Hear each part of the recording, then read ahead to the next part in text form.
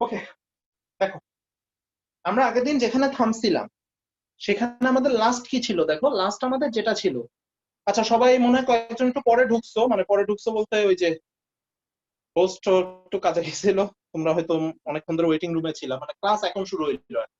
এর আগে পরীক্ষার কোশ্চেন গুলো নিয়ে কথা বলতেছিল, তো ওইটার মানে এমসিকিউ এর সলভ অনেক, ওটার কোশ্চেন তো অনেকের কাছে নাই, ওটার পিডিএফ সলভ সহ আমি পিডিএফটা দিয়ে দিব গ্রুপে। আর রিটেন খাতা দেওয়ার সময় তো বলবোই, প্লাস টুকটাক যেটুক লাগে ওটুকু আমি বলে দিচ্ছি। আপাতত আপাতত আসো, আমাদের টপিক হচ্ছে লাস্ট আমরা টাইট্রেশনে তোমার একাধিক অ্যাসিড বা একাধিক ক্ষার থাকলে কি করতে হবে আমি এটা শর্টকাট শিখাইছি, ইন্টারে কিভাবে করবা সেটাও শিখাইছি। বাট আমাদের সব থেকে ইম্পর্টেন্ট পোর্শন যেটা, আমাদের সব থেকে ইম্পর্টেন্ট অঙ্ক হচ্ছে এইটা, মিশ্রণের প্রকৃতি ও ঘনমাত্রা নির্ণয় করা। এটা হচ্ছে আমাদের বইয়ের সবচেয়ে ইম্পর্টেন্ট, এবং বোর্ড পরীক্ষায় 99.99% কেস তোমার এই চ্যাপ্টার থেকে এই কোশ্চেনটাই আসে। সো এটা আমি সরাসরি একটা উদাহরণ দিয়ে করাই। এটা থিওরিটিক্যালি বোঝানোর মতো কিছু নাই, বুঝাইতে গেলে একটু টাইম নিয়ে বোঝানো যায়, আমার কথা হচ্ছে দরকার নেই, সরাসরি অঙ্ক করো, সরাসরি অঙ্ক করলে সবচেয়ে ভালো মতো বুঝবে। ওকে, প্রথমে আসো, আমার দুইটা পাত্র মনে করো, এই পাত্রে আছে কি দিব, 10 ml সেমিমোলার সোডিয়াম কার্বন, এই পাত্রে আছে 50 ml ডেসিমোলার HCl। মনে করো এ পাত্র, এটা বি পাত্র। কোশ্চেন হচ্ছে এ ও বি একত্রে মিশ্রিত করলে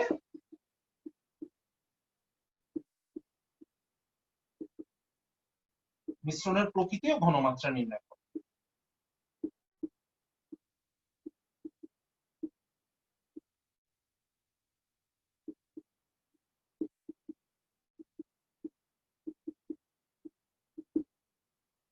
এই হচ্ছে আমার কোশ্চেন, এবং কোশ্চেন গুলো এক্স্যাক্টলি তোমার এই প্যাটার্নে হবে, এমন না যে এই প্যাটার্নে কোশ্চেনে চেঞ্জ থাকে। কোশ্চেন গুলো এক্স্যাক্টলি অলওয়েজ এই প্যাটার্নেই পাবা। দুইটা মিশ্রণ দিয়ে দিবে, কোশ্চেন বলবে এই দুইটা মিশ্রণকে একত্রিত করলে প্রকৃতি আর ঘনমাত্রা, কখনো শুধু প্রকৃতি চায়, আর যদি ওরা ঘনমাত্রা বের করতে বলে তাহলে তোমার প্রকৃতিও বের করে নিতে হবে। ঠিক আছে,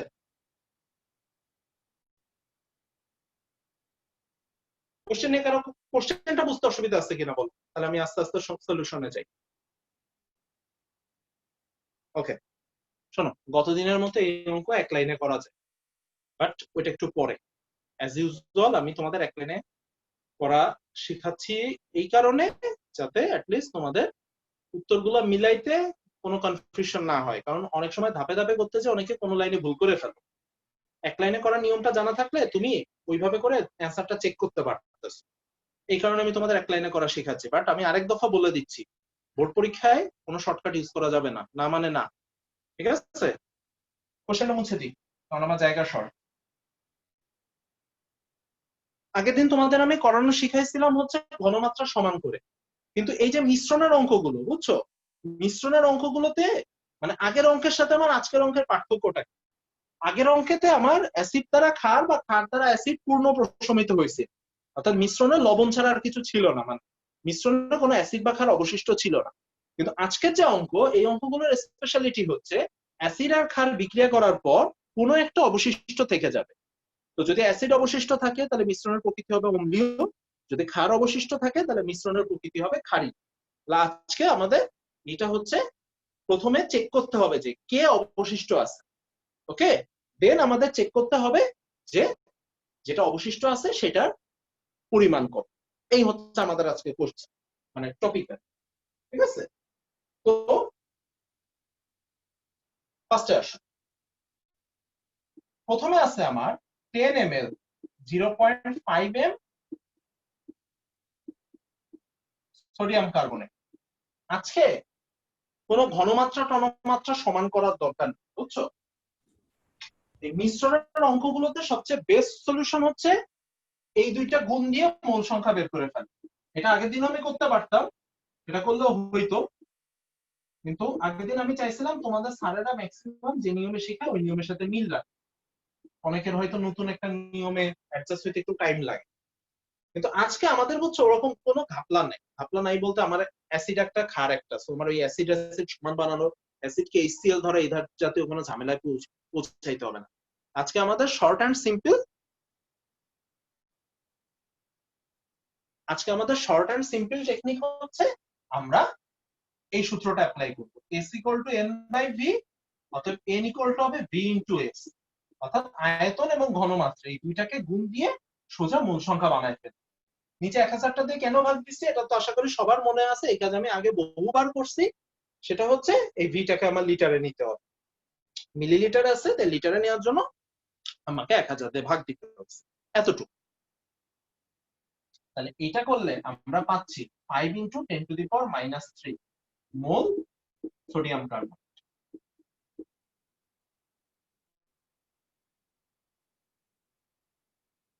একটু কি ক্লিয়ার সবার কাছে মোল সংখ্যা বের করা?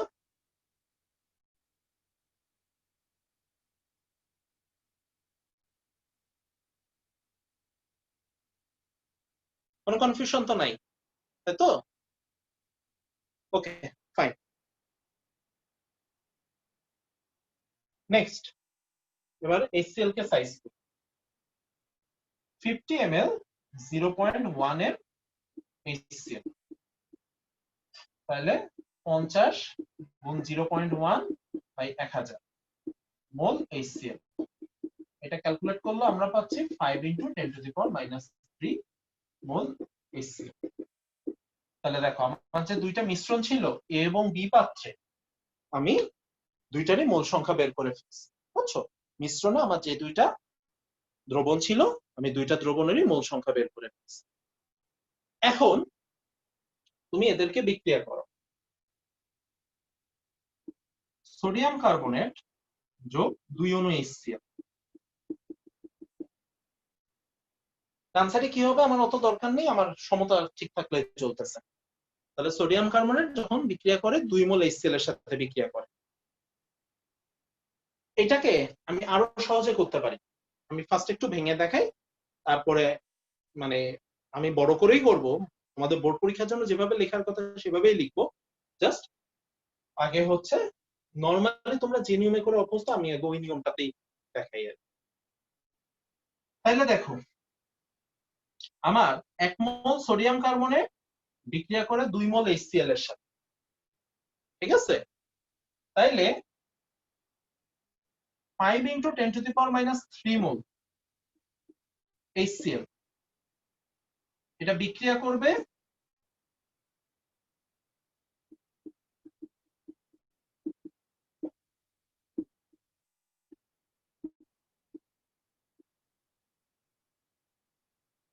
পুরো অঙ্কটার ব্যাকবোনটা বুঝছো, এই লাইনটা পুরো অঙ্কটার ব্যাকবোনটা হচ্ছে আমার আমার মার্কারটা নোটিস করো। HCl উৎপন্ন হয়েছে, HCl এর মোল সংখ্যা উৎপন্ন না, আমি বলতেছি HCl এর মোল সংখ্যা বের করলাম, সোডিয়াম কার্বনেটের মোল সংখ্যা বের করলাম। এখন আমাকে ডিসাইড করতে হবে কোনটা থেকে যাবে, ঠিক আছে? সেই আমরা শুরু করছিলাম চ্যাপ্টার যে লিমিটিং বিক্রিয়ক দিয়ে, এটাকে সেই লিমিটিং বিক্রিয়কের ম্যাথের সাথেই তুলনা করতে পারো। কোনটা শেষ হয়ে যাচ্ছে ওইটা দিয়ে আমাকে কোনটা থেকে যাবে সেটার পরিমাণ বের করতে হবে। এখানে উৎপাদ বের করার ঝামেলা নেই, এখানে সুবিধা একটাই, আমার অবশিষ্ট বিক্রিয়কের পরিমাণ বের করলেই চলতেছে। তো এটাকে সে লিমিটিং বিক্রিয়কের ম্যাথের মতোই মনে করতে পারো। তো তুমি খালি চোখে কোনটা বড় কোনটা ছোট এটা দেখে খালি চোখে ডিসাইড করে ফেলতে পারো যে কোনটা থেকে যাবে। কিন্তু এই অঙ্কটা আমি এমন দিছি, দেখো দুইটার মান সমান, তার মানে মনে করতে পারো যে সম্পূর্ণ প্রশমিত হচ্ছে, কিন্তু আসলে তো সম্পূর্ণ প্রশমিত হচ্ছে না, তাই না? তার কারণ 2 মোল HCl বিক্রিয়া করে 1 মোল সোডিয়াম কার্বনেটের সাথে, তাইলে আমার যত মোল HCl ওই পরিমাণ HCl কি তার অর্ধেক পরিমাণ সোডিয়াম কার্বনেটের সাথে বিক্রিয়া করবে। 2 মোল বিক্রিয়া করে 1 মোলের সাথে, তাহলে 10 মোল বিক্রিয়া করবে 5 মোলের সাথে, তাহলে 5 মোল বিক্রিয়া করতেছে আমার 2.5 মোলের সাথে। তাহলে এই HClটাকে আঙুলটা নোটিস করো, প্রশমিত করতে আমার এত পরিমাণ সোডিয়াম কার্বনেট লাগে। তাহলে আমার অবশিষ্ট সোডিয়াম কার্বনেট কত?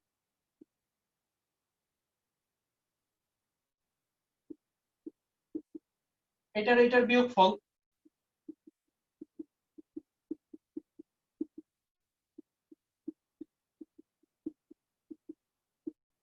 এখন দুইটা অ্যান্সার একসাথে দিব। আমার টপিক ছিল মিশ্রণের প্রকৃতি ও ঘনমাত্রা নির্ণয় করা। তাহলে নিয়ম হচ্ছে যে অবশিষ্ট মিশ্রণের প্রকৃতি তাই হবে, সুতরাং মিশ্রণটা ক্ষারীয় হবে। যে অবশিষ্ট থাকতেছে সে ডিসাইড করবে আমার মিশ্রণের প্রকৃতি। যেহেতু সোডিয়াম কার্বনেট অবশিষ্ট থাকতেছে, সুতরাং সোডিয়াম কার্বনেট মানে একটা ক্ষার, সো মিশ্রণটা হচ্ছে ক্ষারীয়। যদি অ্যাসিড অবশিষ্ট থাকতো তাহলে আমরা বলতাম মিশ্রণটা অম্লীয়। অর্থাৎ যে অবশিষ্ট সেটা হচ্ছে মিশ্রণের প্রকৃতি ডিসাইড করে। প্রকৃতি মানে জাস্ট এতটুকু, যে মিশ্রণটা অম্লীয় হবে নাকি ক্ষারীয় হবে, এটা হচ্ছে তোমার প্রকৃতি। এটা গেল একটা টপিক। আর সেকেন্ড টপিকটা হচ্ছে আমার মিশ্রণের ঘনমাত্রা কত হবে। তো ঘনমাত্রা বের করার সময়, উপরের লাইন দুইটা আমি মুছে দিই। ঘনমাত্রা বের করার সময় আমরা আবার আগের ফর্মে ফিরে যাব। ঘনমাত্রার সূত্র হচ্ছে S = N/V। N হচ্ছে কতটুকু আছে, মানে অবশিষ্ট যে মোল সংখ্যা সেটা হচ্ছে N।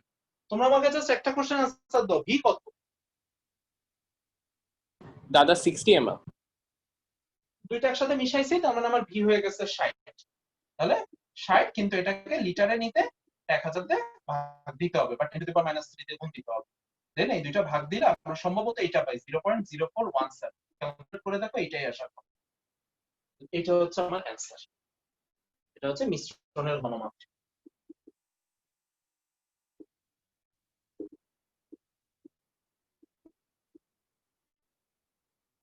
দেখো তো টোটাল অঙ্কে কোনো কনফিউশন আছে কিনা।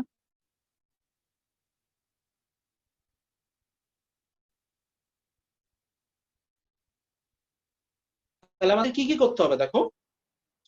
এই দুইটা মিশ্রণ দেওয়া থাকবে, মার্ক নোটিস করো। তুমি এট ফার্স্ট তাদের মোল সংখ্যা বের করবা। মোল সংখ্যা বের করার পর কোনটা বড় কোনটা ছোট দেখে তুমি নিজে বুঝে যাবা যে মিশ্রণটা অম্লীয় নাকি ক্ষারীয়। তবে তোমাকে আলটিমেট এই দুইটার মধ্যে বিক্রিয়া থেকে দেখাইতে হবে যে কোন, যেটা সবসময় মনে রাখবা লিমিটিং বিক্রিয়কটা খুঁজে বের করো। অর্থাৎ যেটা শেষ হয়ে যাচ্ছে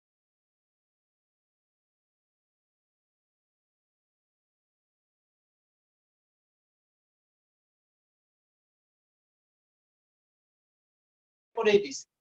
দুইটা মূল সংখ্যা সমান ছিল বিধায় তোমার ফার্স্টে দেখে মনে হইতে পারে যে দুইটা প্রশমিত হয়ে যাচ্ছে, কিন্তু খেয়াল রাখবা দুইটা যে আমার এক ক্ষারীয় বা এক অম্লীয় হবে এমন তো কোনো গ্যারান্টি।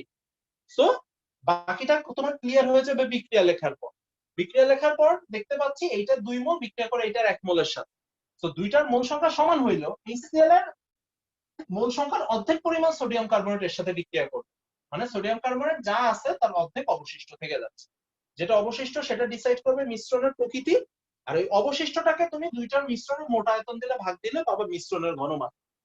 মানে এই কাজটুকু করার পর তোমার বাকি কাজটা হচ্ছে 2 লাইনের। কারো কোনো কনফিউশন আছে?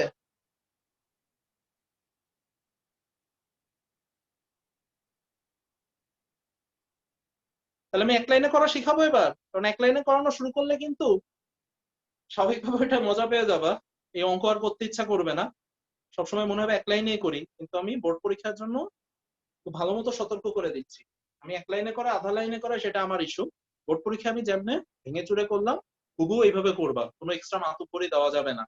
এবং এক লাইনে জিনিসটা বুঝতে হলেও তোমার এই টোটাল প্রসেসটা ভালো মতো বোঝা লাগবে। তাহলে এক লাইনে আমি যেটা করলাম এটা হয়তো মুখস্থ করে ফেলে করতে পারবা, কিন্তু পুরো জিনিসটা ক্লিয়ার নাও হইতে পারে। তাহলে এই অঙ্ক পুরোটা কি ক্লিয়ার? কোনো ধাপে কোনো কনফিউশন আছে? নাই তাই তো? Okay fine. তাহলে আসো আমি এবার ওটা জাস্ট 2 লাইনে করা শিখাবো, জাস্ট আগের দিন যেমন করছিলাম ওই ক্যাটাগরিতে, অর্থাৎ সামেশনের সূত্র।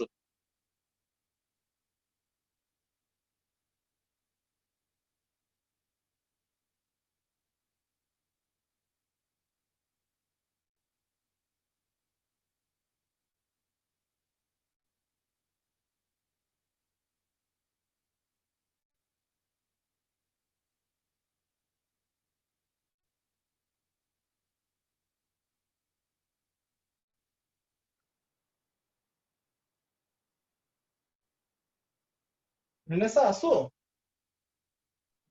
জি ভাইয়া আছি। আগের দিনের সূত্রটা মনে আছে, যেটা আমরা জি ভাই, শর্টকাটের জন্য শিখছিলাম সামেশনেরটা? জি ভাইয়া। সূত্রটা বলো।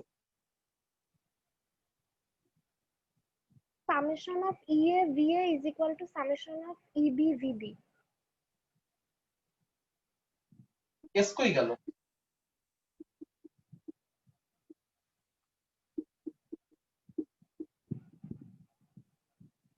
এটা ছিল না? জি ভাইয়া। ওকে, মানে আমাদের শুরুটা ছিল এরকম, এইটা জায়গায় আমরা ফার্স্টে বের করছিলাম মূল সংখ্যা, এটা জায়গায় আমরা ফার্স্টে বের করছিলাম মূল সংখ্যা। মূল সংখ্যাকে ভাঙলে মূল সংখ্যা মানে আয়তন ইনটু ঘনমাত্রা, তো মূল সংখ্যার জায়গায় আমার এইটা আসে। Okay fine, thank you. Speaker off. দেখো সবাই, আগের দিন আমাদের সূত্র ছিল এইটা, এটা কখন আমরা অ্যাপ্লাই করছি? যখন আমার পূর্ণ প্রশমন হয়েছে। আজকে যে অঙ্কটা, অর্থাৎ যখন ওরা আমাকে মিশ্রণের প্রকৃতি বের করতে বলছে, তখন আমি বাই ডিফল্ট চোখ কান নাক বন্ধ করে অঙ্ক পড়েই বলতে পারি আমার অঙ্ক করার দরকার নেই, আমি জানি পূর্ণ প্রশমন হবে না। ঠিক আছে? তো যদি পূর্ণ প্রশমন না হয়, আপাতত আমি সামেশনটা তুলে দিই। হ্যাঁ,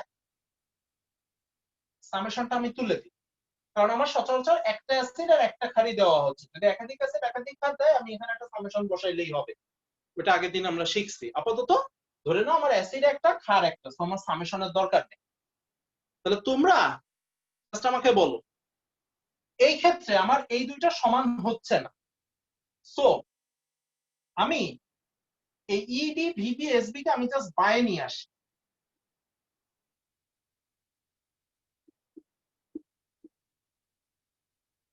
বায়ে আনার পর, এই যেহেতু এটা সমান হচ্ছে না, তার মানে বায়ে আনার পর আমি এখানে একটা মান পাবো। মান কত পাচ্ছ এটা আমার মাথা ব্যথা। মনে করো আমি মান পাইলাম ধনাত্মক, মানে যেটা মানটা আসলো ওই মানটা ধনাত্মক আসলো। এখন আমাকে বলো, যদি মান ধনাত্মক আসে তাহলে মিশ্রণটা কি হবে? অম্লীয় হবে না ক্ষারীয় হবে? অম্লীয়। অম্লীয়। কারণ কি? কারণ আমার এই পার্টটা বড়, এইটার রেজাল্ট পজিটিভ আসা মানে বোঝা যাচ্ছে এই পার্টটা বড়। এই পার্টটা বড় মানে এই পার্টটা কোন পার্ট? অ্যাসিডের পার্ট। তার মানে আমার অ্যাসিডের পরিমাণ বেশি, তার মানে আমার মিশ্রণটা হচ্ছে অম্লীয়। অবলিক, এটা আবার কেউ ভাগ ভেবে বসো না। আর এটা যদি মাইনাস আসে, তার মানে ডেফিনেটলি আমার এই পার্টটা বড়, এই পার্ট মানে ক্ষারের পার্ট বড়। তাইলে দেখো, মিশ্রণের প্রকৃতি বের করা দুই লাইনের কাজ। কেমনে? আমি অ্যাসিডের জন্য ইএ ভিএ এসএ বের করব, মাইনাস ক্ষারের জন্য ইবি ভিবি এসবি বের করব। বের করার পর আমি জাস্ট দুইটা বিয়োগ দেব, বিয়োগ দেওয়ার পর রেজাল্ট পজিটিভ আসলে অম্লীয়, নেগেটিভ আসলে ক্ষারীয়। দেন এবার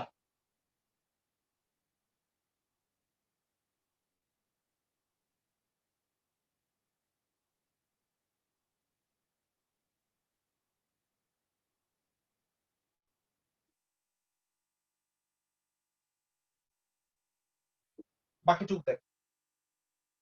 সেটা হচ্ছে, মিশ্রণটা যদি অম্লীয় হয় তাহলে রেজাল্ট যদি আমার পজিটিভ আসে, তাহলে ওই মিশ্রণটা ডেফিনেটলি তোমার HCl এর একটা মিশ্রণ হবে। মানে মোদ্দা কথা, মিশ্রণের তখন তুল্য সংখ্যা কি হবে? মিশ্রণের তুল্য সংখ্যা হবে অ্যাসিডটার তুল্য সংখ্যা। আর মিশ্রণটা যদি ক্ষারীয় হয়, তার মানে মিশ্রণটা অবশ্যই ক্ষারের মিশ্রণ হবে। তার মানে মিশ্রণটা কার, তখন কি মিশ্রণটা সোডিয়াম কার্বনেট হবে, বা মিশ্রণের তুল্য সংখ্যা হবে ক্ষারের এই তুল্য সংখ্যা। ঠিক আছে? দাদা তো এটা আবার একটু বলবেন? মিশ্রণটা যদি অম্লীয় হয়, তুমি প্র্যাকটিক্যালি চিন্তা করো, এটা থিওরিটিক্যালি বুঝাইলে বুঝতে একটু দেরি। তুমি এখানে তুমি উদাহরণ দুইটা চিন্তা করো, HCl আর সোডিয়াম কার্বনেট, ঠিক আছে? তাইলে আমার মিশ্রণটা যদি অম্লীয় হয়, তাহলে আমার মিশ্রণে কে থাকবে? কারণ এখানে তো দুইটা বিক্রিয়ক, একটা লিমিটিং আর একটা থেকে যাচ্ছে। যে লিমিটিং সে তো শেষ হয়ে যাবে, যে থেকে যাচ্ছে সেইটা হচ্ছে আমার মিশ্রণের উপাদান, মানে সেইটার বেসিসে আমি মিশ্রণ হিসাব করব, বা সেইটা দিয়ে আমি মিশ্রণের ঘনমাত্রা ক্যালকুলেট করতেছি। তাহলে এখন বলো, যদি মিশ্রণটা অম্লীয় হয় তাহলে মিশ্রণে কে থেকে যাবে? দাদা HCl। HCl থেকে যাবে, তাই তো? HCl যদি থেকে যায়, তাহলে মিশ্রণের তুল্য সংখ্যাটা কি? অবশ্যই অবশ্যই HCl এর তুল্য সংখ্যা হবে। হ্যাঁ। ক্লিয়ার? তাহলে আমি বলতেছি, দেখো এবার আমি কি বলতেছি, এই দুইটার রেজাল্ট যদি পজিটিভ আসে, তাহলে মিশ্রণের তুল্য সংখ্যা হবে ইএ। আর যদি নেগেটিভ আসে তাহলে মিশ্রণের তুল্য সংখ্যা হবে ইবি। এবার বুঝলে কিনা বলো তো? মানে রেজাল্ট যদি পজিটিভ আসে তাহলে আমার মিশ্রণের তুল্য সংখ্যাটা হবে এই যে অ্যাসিডটা, সেই অ্যাসিডের তুল্য সংখ্যা। আর রেজাল্টটা যদি নেগেটিভ আসে তাহলে মিশ্রণের তুল্য সংখ্যা হবে এই যে খাটটা, এই খাটটার তুল্য সংখ্যা। বুঝছি দাদা। ক্লিয়ার, তাই তো? এবার আমাকে বলো মিশ্রণের আয়তন কত? 60 ml. মানে সূত্র V1 plus মানে VA plus VB. BA plus বিবি, অর্থাৎ এই দুইটাকে যখন আমি যোগ করব তখন মিশ্রণের আয়তন হবে এই দুইটা আয়তনের যোগফল ইনটু এবার মিশ্রণের ঘনমাত্রা, এটা কিছু একটা আমি ধরে নিই এস। এই হচ্ছে আমার সূত্র, বুঝছো? এক লাইন। এবার আসো আমি এই অঙ্কটা করি, দেখি সেম অ্যান্সার আসে কিনা। প্রথমে HCl তুল্য সংখ্যা 1, HCl এর আয়তন 50, HCl এর ঘনমাত্রা 0.1 মাইনাস সোডিয়াম কার্বনেট তুল্য সংখ্যা 2, আয়তন 10, ঘনমাত্রা 0.5 ইকুয়াল টু, এটা তোমরা মনে মনে ক্যালকুলেট করে ফেলবা। এটা ক্যালকুলেটরে বসালে এমনি পেয়ে যাচ্ছ যে মিশ্রণটা অম্লীয় না ক্ষারীয়। আমি জানি এই পার্ট বড় আসবে, তাহলে মিশ্রণ ক্ষারীয়। তাহলে এখন আমার বলো এখানে আমার তুল্য সংখ্যা কত হবে? 2. 2 না, ক্ষারীয় তো। -2. ক্ষারের জন্য একটা মাইনাস দিতে হবে, মানে যদি মিশ্রণ ক্ষারীয় হয় তাহলে তুল্য সংখ্যা হবে মাইনাস ইবি, মানে ক্ষারের জন্য একটা মাইনাস আসবে। আর যদি অম্লীয় আসে তাহলে প্লাস, তাহলে -2 50 প্লাস 10 ইন্টু এস। ক্যালকুলেট করো আগের অ্যান্সার আসে কিনা, জাস্ট চেক, আর কিচ্ছু না। জি দাদা, আগের answer. এক লাইনে করার মজা হচ্ছে এটা। কিন্তু দয়া করে আমি বারবার বলতেছি বোর্ড পরীক্ষা করতে যেও না, ঠিক আছে? আর এই সূত্রটা কমপ্লিটলি আমার বানানো, এই সূত্র কোনো বইতেও পাবা না। সো মনের ভুলে এটা পরীক্ষা ইউজ করার দরকার নেই। তাহলে সেক্ষেত্রে ইউজ করলে তোমার নিজের যে বুঝাই দিয়ে আসতে হবে কি লিখছো, এটারও পেইন সুযোগ পাবা বলে মনে হয় না। বাট উত্তর মিলছে কিনা, সুবিধাটা কি দেখো, এই অঙ্কটা বোর্ড পরীক্ষায় 100 টাইমস এর মধ্যে 99 টাইমস আসবে। সচরাচর এই চ্যাপ্টার থেকে যদি ওরা জার্ম বিজন থেকে কোশ্চেন না দেয় তাহলে এই মিশ্রণের ঘনমাত্রার একটা ম্যাথ দিবে, তুমি ভেঙে ভেঙে করলা, করার পরে তুমি জাস্ট রাফে 1 মিনিটও তোমার টাইম লাগবে না, 1 মিনিট কি 1.5 মিনিট টাইম নিয়ে তুমি চেক করে ফেলতে পারতেছো যে তোমার উত্তর ঠিক আছে কিনা। এইটা তো অনেক বড় একটা সুবিধা, তাই না? মানে পুরোপুরি তুমি 100% শিওর থাকতেছো না তোমার উত্তর ঠিক আছে। এখন আমাকে বলো দাদা ওই লাস্ট শর্টকাট লাইনটা আবার একটু বলবেন? লাস্ট লাইন মানে কোন লাইনটা? সূত্র তো একটাই লাইন। ওই যে দাদা S S is equal to অ্যান্সারের আগের লাইন। এই লাইনটা, তাই তো? মানে মান বসানোর লাইনটা। জি দাদা। ওকে, ইএ ভিএ এসএ মানে এইচসিএল এর মানগুলো বসাইছে, একটু ক্লিয়ার? জি দেন ইবিবিবি এসবি ক্ষারের মানগুলো বসাইছে, একটু ক্লিয়ার? জি দাদা। এইটুকু করার পর এই সমানের পরেরটুকু পরে করবা, আগে এটা ক্যালকুলেটরে বসায় চেক করবা। কি চেক করবা বলো তো? দাদা ওই কে বেশি থেকে যাচ্ছে সেটা। মানে প্লাস আসে না মাইনাস আসে, হ্যাঁ তোমার জি মানও ঠিক করার দরকার নেই, তুমি খালি এইটুকু বসায় চেক করবা যে অ্যান্সার প্লাস আসে না মাইনাস আসে, ঠিক আছে? জি দাদা। কথার কথা, অ্যান্সার যদি প্লাস আসতো আমি এখানে কত লিখতাম ব্র্যাকেটের আগে? Plus one. প্লাস 1 তো মানে 1 আর কি, প্লাস তো আর আমরা বলি না, মানে এই যে এসিডের যে তুল্য সংখ্যা সেটা লিখতাম। কিন্তু আমার এখানে অ্যান্সার আসছে মাইনাস, তাহলে আমার ব্র্যাকেটের আগে কত লিখতে হবে? -2। মাইনাস দিয়ে ক্ষারের যে তুল্য সংখ্যাটা সেটা। ক্লিয়ার? ঠিক আছে। এরপর ব্র্যাকেটের মধ্যে কি বসবে? এই দুইটা আয়তনের যোগফল ইনটু এবার এস হচ্ছে আমার মিশ্রণের ঘনমাত্রা। মানে সহজ হিসাব দেখো, অ্যাসিডের পার্ট, ক্ষারের পার্ট, মিশ্রণের পার্ট।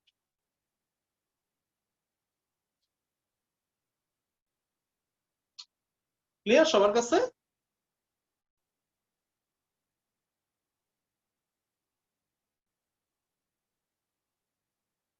না বুঝলে আবার বলো, কোনো সমস্যা নেই। বাট যেহেতু তোমরা সামনাসামনি নেই, আই কন্টাক্ট থেকে বুঝতেও পারতেছি না পুরোটা ধরতে পারছো কিনা। সবার কাছে ক্লিয়ার তো? ওকে, ফাইন, ভেরি গুড। আশা করি সবাই বুঝছো। তাহলে আমি এটা মুছি।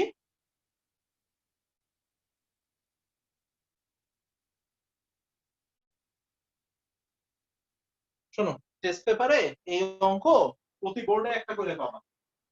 প্র্যাকটিস করার তোমার অঙ্কের অভাব হবে না। জাস্ট যদি সময় পাও এই অঙ্কগুলো টেস্ট পেপার থেকে করা বেটার। আমি অবশ্য কবিরের পুরো অনুশীলনী দিয়ে দিছি, তোমরা মনে হয় গ্রুপে চেক করছো। কবিরের চ্যাপ্টার 3 পিডিএফটা দিয়ে দিছি, এই পুরোটা কবির থেকে করো। নতুন কবিরের পুরো পিডিএফটা যা আছে ওই অঙ্কগুলো পুরোটা করলেই হবে। পুরান হাজারি না ধরলেও কোনো প্রবলেম নাই, কারণ পুরান হাজারিতে তেমন ভালো কোনো অঙ্ক নাই। কবিরে যা আছে ওই অঙ্কই, এক্সট্রা বাইরে একটা নতুন অঙ্ক পাবা না। তো পুরান হাজারি চ্যাপ্টারটা না করলেও হবে, এই কবিরটা পুরো শেষ করতে হবে। এটা হচ্ছে আপাতত আমাদের এই চ্যাপ্টারের মেইন কনসার্ন আর কি। আচ্ছা এবার আসো, একটা থিওরি কোশ্চেন করতে হবে। অঙ্কের চেয়ে থিওরি বেশি ইম্পর্টেন্ট, কারণ অঙ্কে মার্ক থাকে 3, থিওরিতে মার্ক থাকে 4। তো থিওরি বোঝা আর কি বেশি জরুরি। কেউ নির্দেশকের সংজ্ঞা দিতে পারো?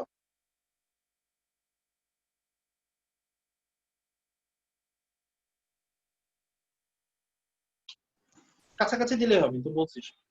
যারা নিজেদের বর্ণ পরিবর্তনের মাধ্যমে দ্রবণের প্রকৃতি নির্ধারণ করে। প্রকৃতি নির্ধারণ করে? শিওর দাদা টাইট্রেশনের সমাপ্তি বিন্দু নির্দেশ করে। এক্সিলেন্ট। প্রকৃতি না, নির্দেশকের কাজ টাইট্রেশনের সমাপ্তি বিন্দু নির্দেশ করা, বুঝছো? কারণ মিশ্রণ অম্লীয় হোক বা ক্ষারীয় হোক, ওটা হচ্ছে আমি নির্দেশক দিয়ে বুঝতে পারি, কিন্তু ওইটা আমার মাথা ব্যথা না। আমার মাথা ব্যথা হচ্ছে নির্দেশকটা যোগ করা হয় মেইনলি আমার টাইট্রেশন কখন শেষ হচ্ছে এটা বোঝার জন্য। আদারওয়াইজ তো আমি ধরো অ্যাসিড বা ক্ষার ওইটা ঢালতেই থাকবো। কখন আমার টাইট্রেশন শেষ হয়ে যাচ্ছে ওইটা বোঝানোর কাজটা করে নির্দেশক। ওকে, তারপর ছোট্ট একটা জিনিস বাদ গেছে, সেটা কি বলতে পারো? মানে নির্দেশক যৌগটা নিজে কি এটা জানো? তার জৈব যৌগ। এটা তো একটা যৌগ না। জৈব যৌগ ঠিক আছে, কিন্তু অজৈব যৌগ নির্দেশক হইতে পারে স্পেসিফিক ভাবে একটা নির্দেশক। Very good. স্পেসিফিক ভাবে একটা নির্দেশক হচ্ছে একটা দুর্বল অম্ল বা ক্ষার, বুঝছো? তাহলে নির্দেশক হচ্ছে একটি দুর্বল অম্ল বা ক্ষার যা বর্ণ পরিবর্তনের মাধ্যমে টাইট্রেশনের সমাপ্তি বিন্দু নির্দেশ করে।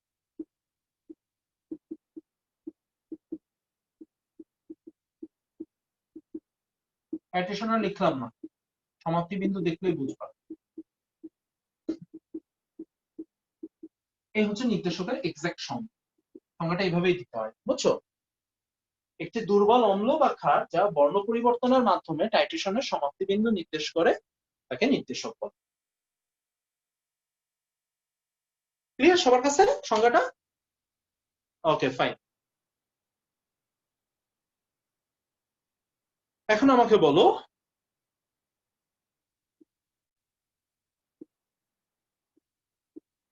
নির্দেশকের ক্রিয়া কৌশল, মানে নির্দেশক কিভাবে কাজ করে সেটা এখন বুঝবো।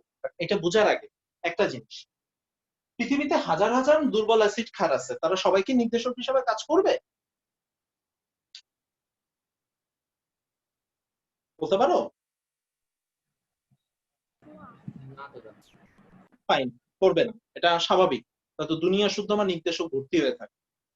তাইলে নির্দেশকের এমন কি বিশেষত্ব আছে যেটার কারণে সে নির্দেশক বা যেটার কারণে সে টাইট্রেশনের সমাপ্তি বিন্দু নির্দেশ করতে পারে? বিয়োজিত আর অবিয়োজিত অবস্থার বর্ণ ভিন্ন। এক্সিলেন্ট, পারফেক্ট, এটাই জানতে চাচ্ছিলাম। তাহলে মনে করো HIN, বুঝছো? আইএন বলে কোনো মৌল বুঝাচ্ছি না, এটা ইন্ডিকেটর, সংক্ষেপ আইএন দিয়ে লিখছি। এটা একটা যৌগ, এটা একটা নির্দেশক, একই সাথে একটা অ্যাসিড, মানে এটা একটা অম্লীয় নির্দেশক, ঠিক আছে? একটা নির্দেশক যে নিচে অ্যাসিড। মনে করো যৌগ অবস্থায় এর কালার হচ্ছে বর্ণ 1, কথার কথা HIN অবস্থায় এর কালার হচ্ছে বর্ণ 1। জলীয় দ্রবণে আয়নিত হয়ে গেলে যখন আইএন মাইনাস অবস্থায় চলে যাবে তখন সে অন্য একটা কালার শো করবে, এটা মনে করো বর্ণ 2। তাহলে নির্দেশকের স্পেশালিটিটা হচ্ছে মেইনটা এইটা, এক কথায় যেটা সে যৌগ অবস্থায় যে কালার শো করবে আয়নিত অবস্থায় অবশ্যই নতুন আর একটা কালার শো করবে। এটা হচ্ছে তোমার নির্দেশকের স্পেশালিটি। এই বৈশিষ্ট্যটা থাকলে যে কোনো দুর্বল অ্যাসিড বা ক্ষার তখন আমরা ওইটাকে নির্দেশক বলতে পারি। তার মিনিমাম এই একটা বৈশিষ্ট্য থাকতে হবে। ওকে, লাস্ট এন্ড ফাইনাল কোশ্চেন, অম্লীয় দ্রবণে এই নির্দেশকটার কালার কি বর্ণ 1 হবে না 2 হবে? 1 হবে। কিভাবে বুঝলাম? সময়ায়ন প্রভাবের কারণে ভেরি গুড, পেছন দিকে বিক্রিয়া হবে। এক্সিলেন্ট। দেখো এখন আমাদের লাস্ট যে ডিসিশনটা নিতে হবে সেটা হচ্ছে এটা কোন দ্রবণে কোন কালার শো করবে। এখন অম্লীয় দ্রবণ যদি হয়, আমি মুখে মুখে বলি, তোমরা পরে না হয় একটু সাজায় গোছায় লিখে নি, বা জিনিসটা বোঝা থাকলেই হবে, জাস্ট ছোট্ট 2টা লাইন লিখবে, আমি বলে দিচ্ছি, মুখেই বলি, পরে না ভিডিও দেখেই লিখে নি। অম্লীয় দ্রবণে সময়ায়ন প্রভাবের কারণে HIN আয়নিত হবে না বললেই চলে, বা HIN প্রায় অবিয়োজিত অবস্থায় থাকবে। স্বাভাবিক ব্যাপার, অম্লীয় দ্রবণে আমার প্রচুর পরিমাণে H+ থাকবে, প্রচুর পরিমাণে H+ এর উপস্থিতিতে HIN এমনি দুর্বল, মানে বিয়োজিত হয় না, H+ এর উপস্থিতিতে সে আরো বিয়োজিত হবে না। তাহলে আমাদের লাইনটা কেমন হবে? অম্লীয় দ্রবণে সময়ায়ন প্রভাবের কারণে প্রচুর পরিমাণ H+ এর উপস্থিতিতে HIN প্রায় অবিয়োজিত অবস্থায় থাকে, ফলে বর্ণ 1 প্রাধান্য লাভ করে। এইটুকু হচ্ছে আমি লিখবো। আর আমি বুঝতেছি কি, অম্লীয় দ্রবণে নির্দেশকটা হচ্ছে বর্ণ 1 শো করবে। এবার আসে ক্ষারীয় দ্রবণ। পরের প্যারায় লিখবা, ক্ষারীয় দ্রবণে OH- এর উপস্থিতিতে HIN বিয়োজিত হয়ে H+ ও IN- উৎপন্ন করে। অর্থাৎ ক্ষারীয় দ্রবণে OH- গুলো কি করবে? HIN থেকে টেনে টেনে H+ গুলোরে বাইর করবে। তাহলে তখন কি হচ্ছে? HIN ভেঙে IN- তৈরি হচ্ছে, ফলে ক্ষারীয় দ্রবণে বর্ণ 2 প্রাধান্য লাভ করে। তাহলে এরপর কি লিখবা? ক্ষারীয় দ্রবণে OH- এর উপস্থিতিতে HIN বিয়োজিত হয়ে H+ ও IN- এ পরিণত হয়, ফলে বর্ণ 2 প্রাধান্য লাভ করে। এই হচ্ছে নির্দেশকের ক্রিয়া কৌশল। জাস্ট এরকম একটা উদাহরণ দিয়ে এইটুকু লিখতে পারলেই হবে। আর ওরা যদি কোনো নির্দেশক স্পেসিফাই করে দেয়, তাহলে খালি বলবা যে অম্লীয় দ্রবণের নির্দেশকের কালার এইটা, ক্ষারীয় দ্রবণের নির্দেশকের কালার এইটা, খালি তোমাকে তোমার যে ব্যাখ্যা এখানে যা বললাম ওই ক্ষেত্রে একই ব্যাখ্যা দিতে হবে। ঠিক আছে? তবে সচরাচর এটা 2 মার্কের কোশ্চেনে ইম্পর্টেন্ট, বাট এখন পর্যন্ত ওইভাবে পরীক্ষায় আমি দেখি, জাস্ট তোমাদের জানায় রাখ। এখন আমার সব থেকে জরুরি যে জিনিসটা যেটা বুঝানো, সেটা হচ্ছে কোন টাইট্রেশনে, টাইট্রেশন 4 ধরনের হয়, দুর্বল অ্যাসিড দুর্বল ক্ষার, তীব্র অ্যাসিড তীব্র ক্ষার, তীব্র অ্যাসিড মৃদু ক্ষার, মৃদু অ্যাসিড তীব্র ক্ষার। তো কোন টাইট্রেশনে আমি কোন নির্দেশক ব্যবহার করব, এটা মুখস্থ রাখতে হবে। নির্দেশকের রেঞ্জটা পারলে মনে রাখতে হবে, কালার মনে রাখার দরকার নেই, বা কারো যদি কালার মনে থাকে তো ভালো। ঠিক আছে? তাহলে তোমাদের এখানে একটা টপিক, এটা অবশ্যই অবশ্যই সেলফ স্টাডি মাস্ট, এটা হচ্ছে নির্দেশকের ছক। এইটুক দেখলে বুঝবা আশা করি সবাই। ঠিক আছে? এটা বই থেকে পড়তে হবে, এটা মাস্ট। ঠিক আছে? নির্দেশকের ছক মানে নির্দেশকের একটাই ছক আছে, সেখানে কোন টাইট্রেশন আমরা কোন নির্দেশক ব্যবহার করি, সেটার পিএইচ এর রেঞ্জ কত, এই দুইটা অ্যাটলিস্ট মুখস্থ। আর যদি পসিবল হয় ওই নির্দেশক অ্যাসিডীয় দ্রবণে কি কালার দেয়, ক্ষারীয় দ্রবণে কি কালার দেয়। বাট কালার আমার নিজেরও মনে থাকে না, তোমরা যদি মনে রাখতে পারো তো ভালো। আমি সচরাচর খুব বেশি মুখস্থর প্রেশার দিই না, বাট এই ক্ষেত্রে যদি পসিবল হয় পুরো ছকটা একটু মুখস্থ করে। আমার কাছে মেইনলি আমি তোমাদের যেটা বুঝাবো সেটা হচ্ছে কোন নির্দেশক আমি ব্যবহার করব, বাকি দুইটা ডাটা তো পিএইচ আর ইসের মান, ওইটা যদি পসিবল হয় নিজে একটু মুখস্থ করে, কালারের নাম আর কি। ওকে, এখন আসি আমার মেইন যে কোশ্চেনটা, আমি কোন টাইট্রেশনে কোন নির্দেশক ব্যবহার করবো, এটা তোমাকে পুরো গ্রাফিক্যালি বুঝতে হবে। ঠিক আছে? এই জিনিসটা অনেকে বুঝলেও লিখতে পারো না, আর অনেকে বুঝতে পারো না এই জন্যই লিখতেই চাও। 2 গ্রুপ আছে, আমি 2 গ্রুপের কাজই সহজ করে দিচ্ছি, জাস্ট বুঝাই দিচ্ছি। জিনিসটা খুব সিম্পল একটা জিনিস, জাস্ট তোমাদের প্র্যাকটিক্যাল নলেজটার অভাব হবে, তোমরা জিনিসটা বুঝতে পারো না। ঠিক আছে? আচ্ছা, তাহলে আমাদের কোশ্চেনটা দেখো, কোশ্চেনটা নিজেই অনেক বড়, আমি আর লিখলাম না, তোমরা বুঝে গেছো আমার ধারণা। আমাদের কোশ্চেনটা হচ্ছে কোন টাইট্রেশনে আমি কোন ধরনের নির্দেশক ব্যবহার করবো, এটা হচ্ছে আমার কোশ্চেন।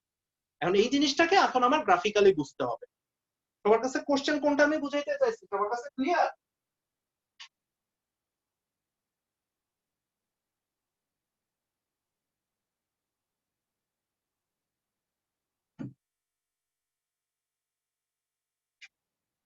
ওকে, তাহলে আমি বোঝানো শুরু করি। কি ঢেকে গেল? আরেকটু নিচে নামাই থাকবে, তাই তো? কোনো প্রবলেম নাই।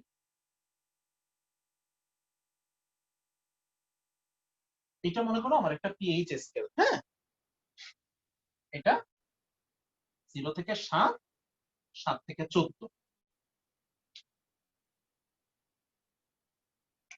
এবার ভালো মতো দেখ, এই রেঞ্জটা কি? 0 থেকে 7 অম্লীয়। 7 থেকে 14 ক্ষারীয়, তাই তো? এটুকু আশা করি আমরা সবাই জানি। এখন আমাদের বের করতে হবে যে জিনিসটা, সেটা হচ্ছে এই গ্রাফটা বা পিএইচ স্কেলটা থেকে আমাদের বুঝতে হবে কোন টাইট্রেশনে আমার কোন ধরনের নির্দেশক উপযোগী। তোমরা পুরোপুরি আশা করি লাইফে একবার হইলেও টাইট্রেশন করছো, আমি এটা ধরে নিচ্ছি। যদি কেউ সে থেকেও বঞ্চিত হয়ে থাকো, সেও জিনিসটাকে ভার্চুয়ালি চিন্তা করো, আর কিছু করার নেই। আচ্ছা, কেউ একজন আমাকে বলো টাইট্রেশনের সময় আমরা কি করি, প্রসেসটা প্র্যাকটিক্যালি যে করছো, প্র্যাকটিক্যাল প্রসেস, কোনো থিওরিটিক্যাল আমি জানতে চাচ্ছি না। প্র্যাকটিক্যাল প্রসেসটা কি হয় কেউ বলতে পারো?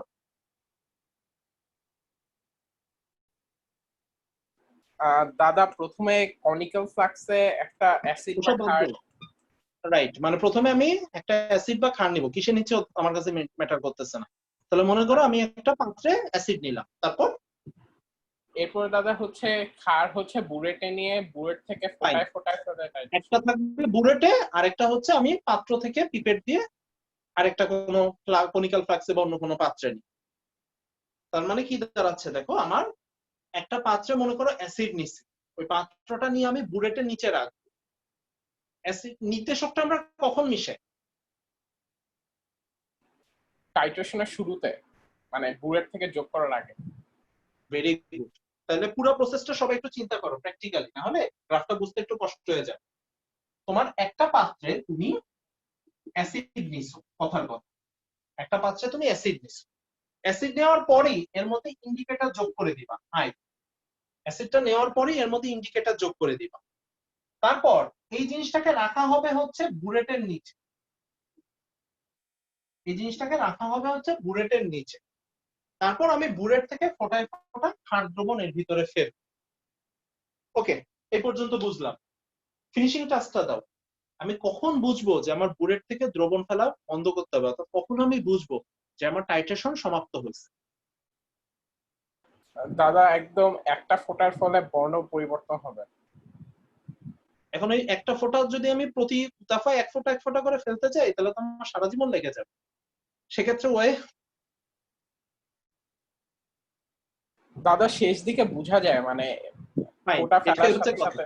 শেষ দিকে বোঝা যায় বলতে, প্রথমে আমরা বুলেট থেকে একটু ধীরে ধীরে হলেও মানে র্যান্ডম দ্রবণটা ফেলি। একটা পর্যায়ে যে দ্রবণের কালারে একটা হালকা চেঞ্জ আসে, যে অ্যাসিড যে ক্ষারী আর যে নির্দেশকই নেয় না কেন, একটা পর্যায়ে যে দ্রবণের কালারটা হালকা হইলেও চেঞ্জ হয়, তখন আমি বুঝি টাইট্রেশন শেষ পর্যায়ে চলে আসছে। তখন খুব কেয়ারফুলি এক ফোঁটা করে দ্রবণ আমার কনিক্যাল ফ্লাক্সে নিতে হয়। লাস্ট ফোঁটাটা পড়ার পরে এক ড্রাফট একটা চেঞ্জ হয়ে যায়, ওইটা দেখা মানে আমি বুঝে ফেলি আমার টাইট্রেশন সমাপ্ত হয়েছে। বাকিরা যারা আসছো মোটামুটি এই টোটাল প্রসেসটার সাথে সবাই একমত তো?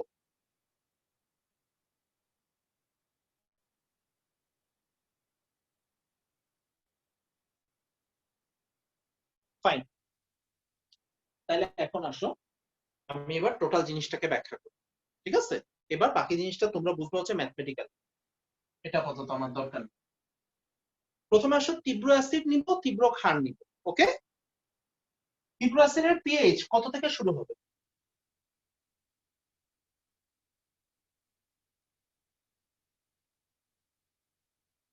শুরু হবে বলতে মানে সর্বনিম্ন কত হওয়া পসিবল? 0 0। তাহলে মনে করো আমার একটা তীব্র অ্যাসিড আছে, এটা পিএইচ 0 থেকে স্টার্ট হচ্ছে, মানে এই বরাবর, ঠিক আছে? আচ্ছা, এই বরাবর গ্রাফের এই বরাবর হচ্ছে আমার ভলিউম বসানো হয়, বুঝছো? ওকে, একই রকম ভাবে আমি একটা তীব্র ক্ষার নিলাম, এটা তো আশা করি সবাই মানবা যে তীব্র ক্ষারের পিএইচ ধরো কথার কথা 14 থেকে শুরু হয়।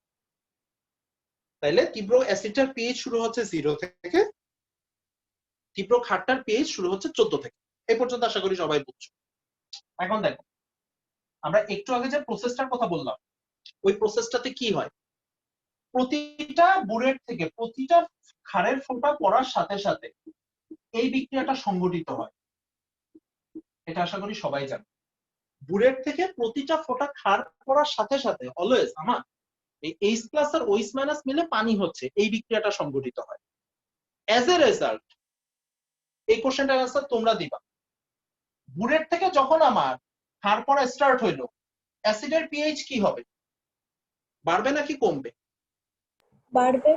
বাড়বে। ফাইন।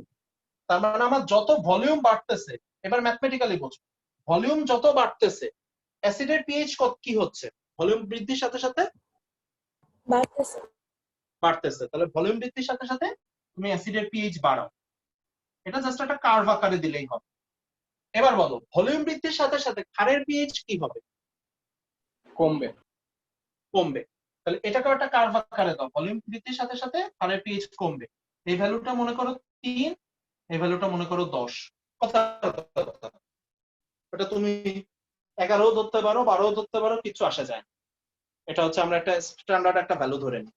এখন শোনো, এই 3 আর 10 কোন অবস্থায় আসছে জানো? এটা হচ্ছে আমার শেষ ফোঁটাটা ফেলার আগের অবস্থা। মানে আমার ভলিউম প্রায় শেষ। অর্থাৎ ভলিউম প্রায় শেষ মানে কি? তুমি মনে করো তোমার অ্যাসিডের আয়তন ছিল 25 ml, ঠিক আছে? তোমার অ্যাসিডের আয়তন ছিল 25 ml, তুমি 24.99 ml ইউজ করে ফেলছো। তোমার 24.99 ml অলরেডি বিক্রিয়া করে ফেলছো। আমার বাকি হচ্ছে 0.01 ml। 0.01 ml আমার বিক্রিয়া করা বাকি। একই কথা ক্ষারের ক্ষেত্রে প্রযোজ্য। ক্ষারের ক্ষেত্রে 0.01 ml আমার বিক্রিয়া করা বাকি। লাস্ট কোশ্চেন, এই 0.01 ml যখন বিক্রিয়া করে ফেলবে তখন অ্যাসিডের পিএইচ কত হবে?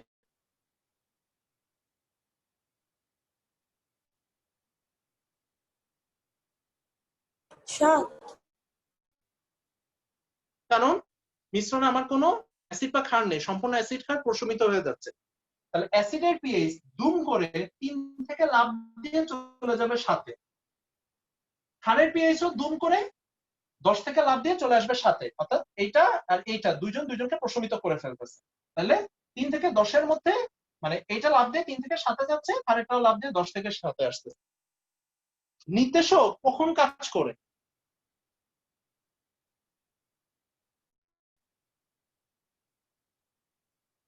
মানে কোশ্চেনে আমি বলতে চাচ্ছি নির্দেশকের কাজটা কি, ওইটাই আগে বলি। টাইট্রেশনের সমাপ্তি বিন্দু নির্ধারণ করে। সেটা কিভাবে করে? সে বর্ণ পরিবর্তনের মাধ্যমে। তাহলে যদি আমি এটা বলি যে নির্দেশককে অবশ্যই এই 3 থেকে 10-এর মধ্যে বর্ণ পরিবর্তন করতে হবে, তাহলে কি আমার বলা ভুল হবে?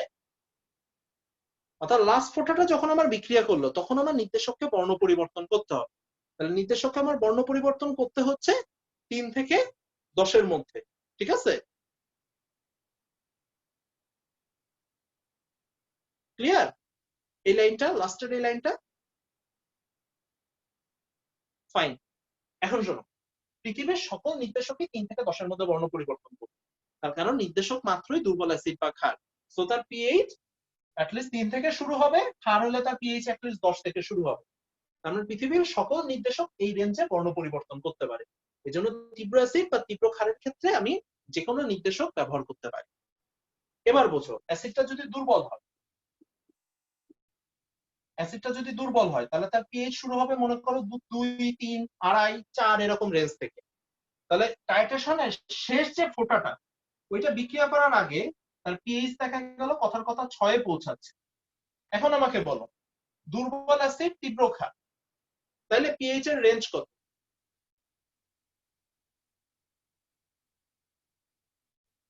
গ্রাফ কি দেখাচ্ছে? যে দুর্বল অ্যাসিড বা 8 তীব্র থেকে ক্ষার 10। 10 থেকে 7 বা 7-এর একটু কম, তাই তো? এখন আমাকে বলো, এই 7 থেকে 10-এর মধ্যে কার্যকর এরকম কোন নির্দেশকের নাম জানো কিনা যে পিএইচ 7 থেকে 10-এর মধ্যে কাজ করে? ফেনফথ্যালিন। ফেনফথ্যালিন। ফেনলফথ্যালিন বা থাইমল ব্লু, তাই তো? তাহলে আমরা এখানে ফেনলফথ্যালিন লিখলাম। তাহলে ফেনলফথ্যালিন এমন একটা নির্দেশক যার পিএইচ রেঞ্জ হচ্ছে 8.3 থেকে 10, তাহলে সেটা ডেফিনেটলি 7 থেকে 10-এর মধ্যে কাজ করবে। তাইলে দুর্বল অ্যাসিড এবং তীব্র ক্ষার, এইটার গ্রাফটা কি দেখো। এখন হচ্ছে এটা আমরা মুছে দিব, মানে মুছে দিব মানে মনে মনে চিন্তা করো এটা আমার বাদ। তোমার কোশ্চেন আসছে দুর্বল অ্যাসিড আর তীব্র ক্ষারের গ্রাফ অঙ্কন করে নির্দেশক কি হবে দেখাও। তাহলে তুমি গ্রাফটা আঁকবে এইটা, এতটুকু। এটা 14 থেকে শুরু হয়ে 10-এর থেকে এক ধাক্কায় 7-এ নামবে। এটা 3 বা 2.5 মনে মনে একটা রাটাতে হিসাব করে নিবা। এখান থেকে শুরু হয়ে 7-এ যে লাফ দিয়ে, মানে 7-এর একটু আগে যাবে, ফলে এই জোনটার আমার আর কাজ করবে না। এই জোনের মধ্যে যে নির্দেশকটা আছে সেটাকে ইউজ করতে হবে। এটা হচ্ছে আমার অ্যান্সার। একই রকম ভাবে ক্ষার যদি দুর্বল হয় তাহলে তার পিএইচ মনে করো শুরু হবে 11 থেকে, কথার কথা। তাহলে এইটাও আমার নামতে নামতে 7-এর একটু উপরে নামবে শেষ ফুটাটা বিক্রিয়া করার আগে। এখন আমাকে বলো, দুর্বল অ্যাসিড আমি ঢেকে দিলাম, তীব্র অ্যাসিড আর দুর্বল ক্ষার যদি বিক্রিয়া করে তাহলে নির্দেশককে বর্ণ পরিবর্তন করতে হবে কত রেঞ্জের মধ্যে? 3 থেকে 7-এর একটু বেশি। ওই 3 থেকে 7 ধরলাম। তাহলে 3 থেকে 7-এর মধ্যে বর্ণ পরিবর্তন করতে হবে এরকম কোন নির্দেশকের নাম জানো? Methyl orange. আর methyl red. Methyl orange, methyl red. PH এর রেঞ্জ বলতে পারবা?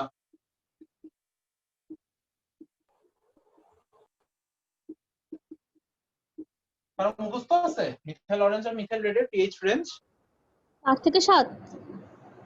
এক্সাক্ট মান, যেমন ফেনolphthalein 3.8.3 থেকে 10 ছিল, এরকম মিথাইল অরেঞ্জ মিথাইল রেড এরটা আমার যতদূর মনে পড়ে 3.4 থেকে 6। এইটা হচ্ছে অরেঞ্জটা হচ্ছে মনে হয় 3.1 থেকে 4 আর রেডটা হচ্ছে 4.2 থেকে 6.3। উল্টাও যাইতে পারে বাট এরকম কিছু একটা হবে। যদি কাছে বই থাকে একটু মিলাই নিতে পারো, আমার কাছে নাই আর কি এই মোমেন্টে। তো যাই হোক, ওইটা আমার কোশ্চেন না। আমার কোশ্চেন হচ্ছে তোমার এই গ্রাফটা আঁকতে হবে বা গ্রাফটা ওরা এঁকে দিবে, তোমাকে গ্রাফটা ব্যাখ্যা করতে হবে। যাই হোক, আঁকতে পারবা কিনা এবং ব্যাখ্যা করতে পারবা কিনা দুইটাই আমাকে বল। আচ্ছা, আমার তীব্র অ্যাসিড লাইনটা একটু নিচে নেমে গেছে, ওটা বোর্ডে বোঝা যাচ্ছিল না, তো তোমরা খাতায় আশা করি এটা ঠিক করতে পারবে। এখন আমাকে বলো গ্রাফটা আঁকতে পারবা কিনা এবং গুছায় লিখতে পারবা কিনা, দুইটাই।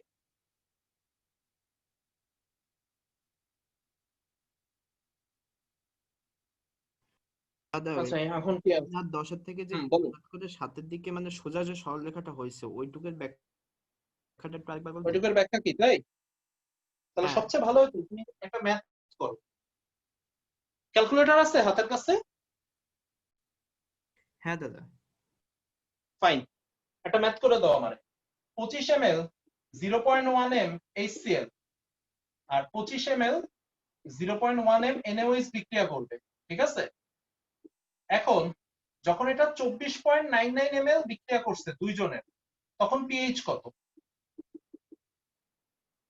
দুইজনের যখন 24.99 ml বিক্রিয়া করতেছে তখন পিএইচ কত? এটা আমাকে একটু বের করে দাও, পারবা?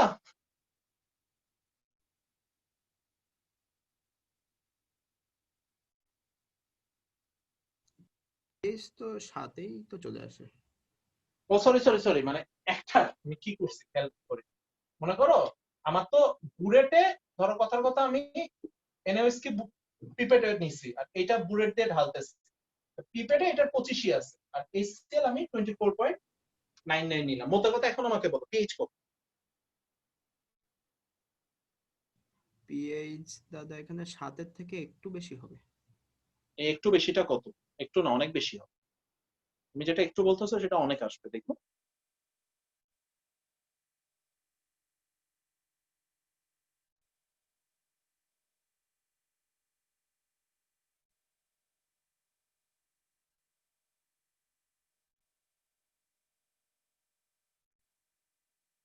সূত্র পারো?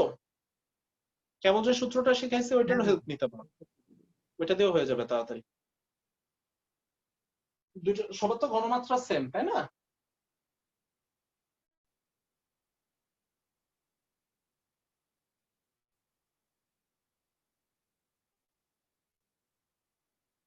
হয়েছে? দাদা 3 আসে। ঠিক কেমনে আসে? 9.3 আসে।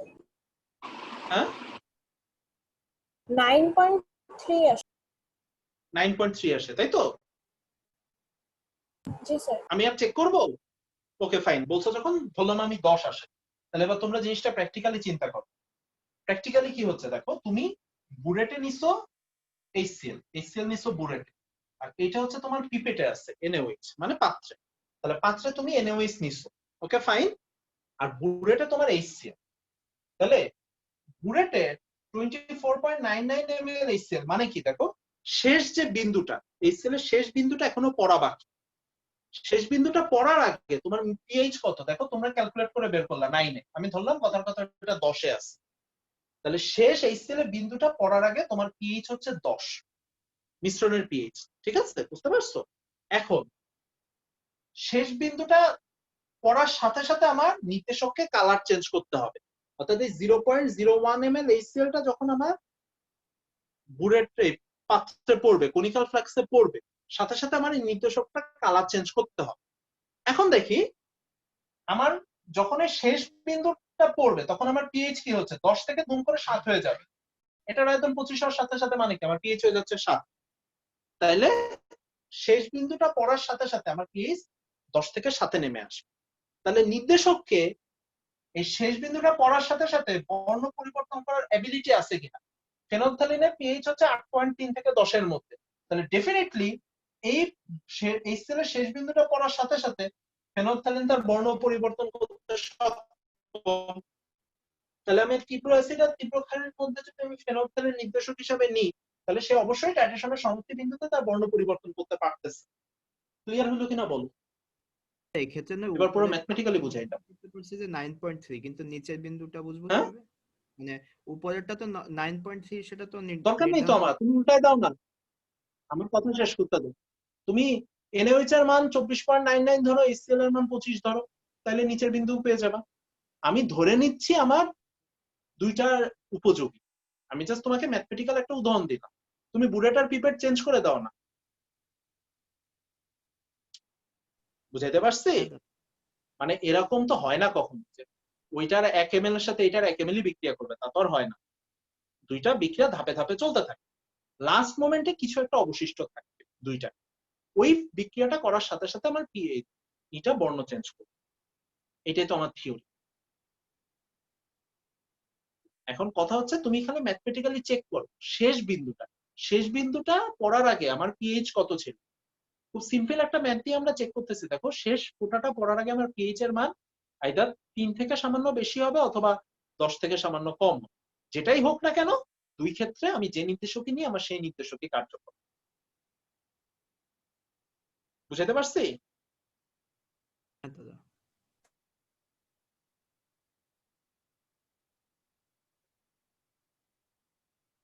ক্লিয়ার এবার?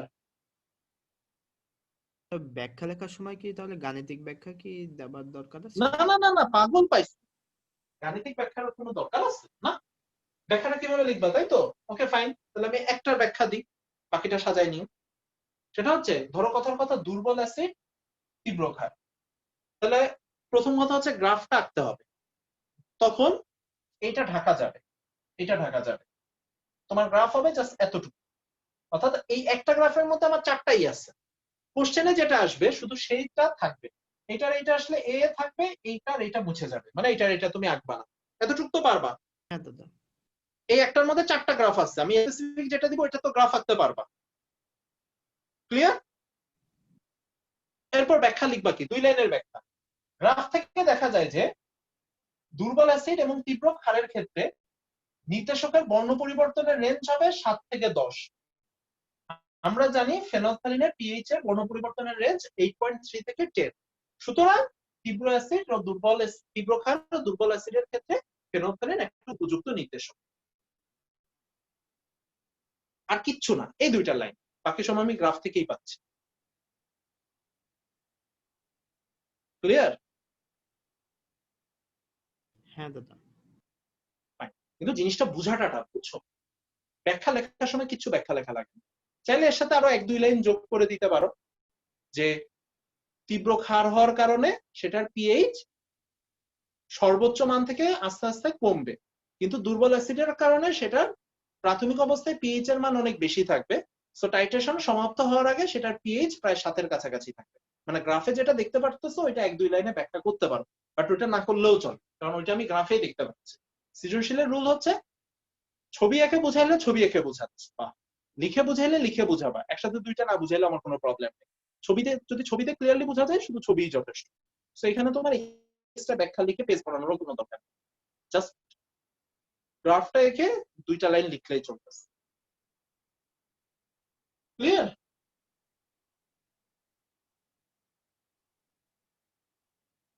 আচ্ছা, এরকম একটা অঙ্ক বুয়েটের 13 সালে আসছিল, সবাই একটু মাথায় রেখো। আমি যে অঙ্কটা দিলাম এই অঙ্কটা বুয়েটের 13-14 আসছিল, একটু করে দেখো, তাহলে কনসেপ্ট আরো ক্লিয়ার হবে।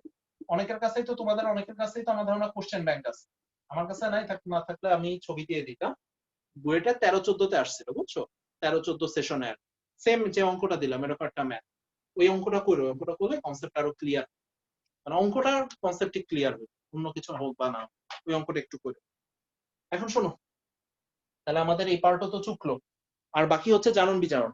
তোমাদের যে ইউটিউবের আমার একটা লিঙ্ক দেওয়া আছে গ্রুপে, ওই লিঙ্কটা না হয় আমি আবার দিয়ে দিব।